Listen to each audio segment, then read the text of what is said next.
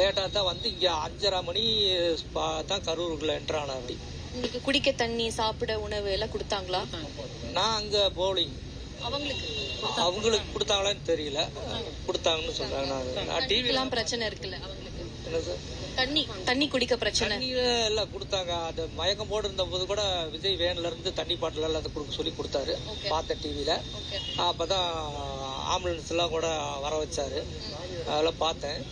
ஆனா இப்படி அசம்பாவிதம் நடக்கும். பண்ண ரோடு சின்னதா இருந்தது. ரோடு சின்ன ரோடு. அந்த இடத்துல போட்டிருக்கே கூடாது. இவ்வளவு கூட்டத்துக்கு அந்த இடம் வந்து தகுந்த இடம் கிடையாது. அந்த இடம் அவ்வளவு பெரிய கூட்டத்துக்கு, இவ்வளவு கூட்டம் கட்டுப்படுத்தா கூட்டத்துக்கு அந்த இடம் மீட்டிங் போட கூடிய இடமே அல்ல.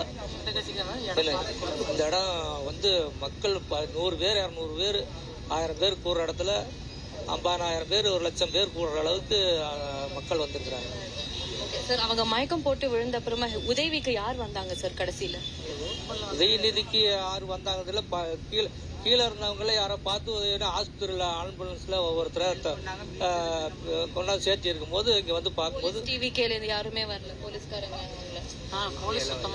போலீஸ் வரல. போலீஸ் எல்லாம் வந்து வந்தா வரலன்னு நினைக்கிறேன். சுத்தமா வரல.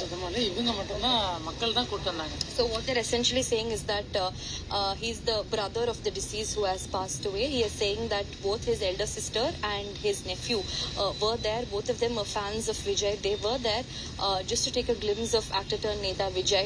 They are saying that as soon as the mother fainted, they received no help. That's what we are hearing from them.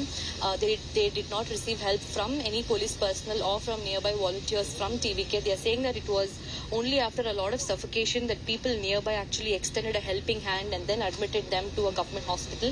We are learning that his nephew, 35 years old, has also sustained grievous injuries on his ribs, bones. That's what we are hearing from them.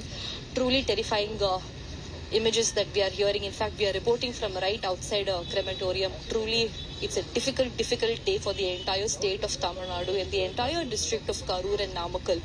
For absolutely no fault of theirs, people have lost their lives. Many are injured.